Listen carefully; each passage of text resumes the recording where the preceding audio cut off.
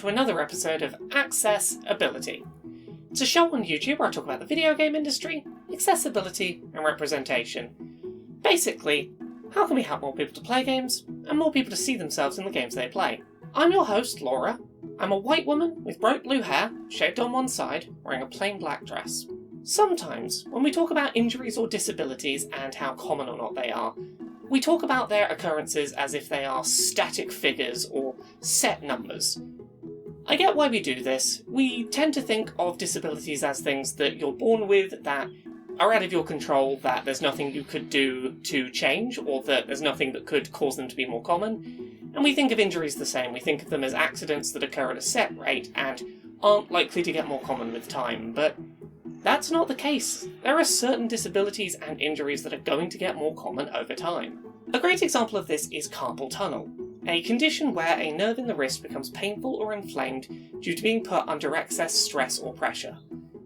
The reason why I say that this condition is becoming more common and will continue to become more common is that we've already seen it becoming more common.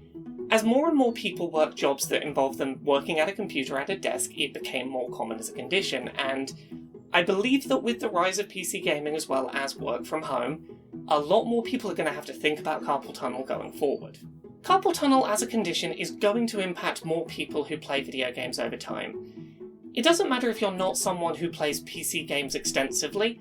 As more and more of us are working from home more often, working from computers more often, carpal tunnel is going to occur in a larger and larger portion of the population, and no matter how you game, it is going to impact you. So today, on Accessibility, we're going to be talking about carpal tunnel. We're going to talk about some of the ways that it can make gaming more difficult as the condition gets worse. We're going to talk about some of the things that you can do to avoid or to manage the condition. And we're going to talk about some of the ways that video games already have accessibility support in place that will be useful for people who develop carpal tunnel. Let's start by talking a little bit about why working from home, or being a PC gamer, makes you more likely than the general population to develop carpal tunnel. As said before, carpal tunnel is a condition caused by stress and pressure on a nerve in your wrist. Put simply, your wrist's natural resting position should have your hand straight in line with your arm, and to bend your wrist away from that position for extended periods of time puts pressure on those nerves. It can cause a tingling sensation, numbness, dull pain, or moderate sharp pain on the back of your hand and wrist, as well as in your thumb, index finger, and middle finger. The condition can also cause weakness, specifically in the thumb. While some companies may have desks designed specifically to be the right height for extended periods of typing and mouse usage in workplaces, many at-home desks are not height calibrated, meaning that many people who work from home or game on PC have our keyboards and mice set up in positions which put pressure on this nerve. Additionally, depending on how you as a gamer grip your controller, this pressure may also be placed on the same nerve. Carpal tunnel is more common in people's right hands generally, because that's most people's dominant hand, and poor wrist support when using a mouse with your dominant hand is one of the more common causes of carpal tunnel development. So, how can you as a gamer help avoid developing carpal tunnel? Well, when using a PC, you should ideally set up your desk so that your wrists can be at an even flat angle when using your keyboard and mouse, as to avoid putting avoidable pressure on the responsible nerve. Additionally, sitting in a position where you can hold a controller without bending your wrists can help to avoid the issues onset over time. If you're going to elevate your wrist, you should do so with a soft support rather than one that's hard, to avoid compression of the nerve in the wrist. Additionally, whether you're a PC or console gamer, you should get into the habit of between or after lengthy sessions exercising your wrists, gently bending them back and forward, side to side, and gently rolling them around in a circle.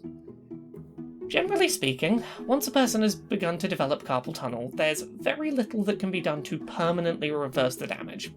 What you can do is make the above exercises a regular part of your routine, which can lessen some of the symptoms and reduce the chances of them worsening. But, to a certain degree, if you develop the condition, you are likely to have somewhat permanent issues, which could include permanent chronic pain and permanent thumb weakness in a worst-case scenario. So, what are games doing to support gamers with carpal tunnel?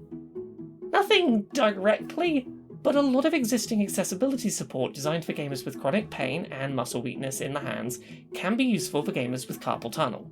From the Nintendo Switch having split controllers which can be held in less stressful positions, to the ability to remap game controls to a single Joy-Con away from a problematic hand, the Nintendo Switch has a few options that are helpful, but Nintendo's insistence on forced motion controls in some of their games is certainly a point against them. Accessibility-focused controllers support placing modular buttons in customized locations, which can allow for the customization of control layouts into more comfortable and spread out positions away from a standard controller layout.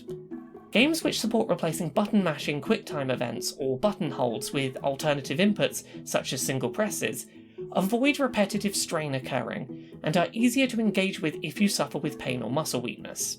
Some research, though not conclusive or robust, has linked excessive vibration to exacerbation of carpal tunnel, and as such, the ability to turn rumble down or off might be important as an option for those worried about carpal tunnel worsening. Macros, which allow one button press to replace multiple button presses, act as a way of allowing players with pain and weakness in their hands to continue to engage with games that require specific combos that might otherwise be difficult or painful to complete. This video is not a comprehensive list of the many ways that carpal tunnel can impact your ability to game, and the ways that gaming can be accommodating to people with carpal tunnel, but I hope that by watching this video, even if you're someone who thinks, well, you know, accommodations for people with chronic pain and muscle weakness don't really apply to me, I hope you can see that carpal tunnel is a very real possibility for many gamers, and something that could very well impact you, and it could impact your ability to game, and you should, you know, even if just for self-serving reasons, care about it now, even if it doesn't yet impact you.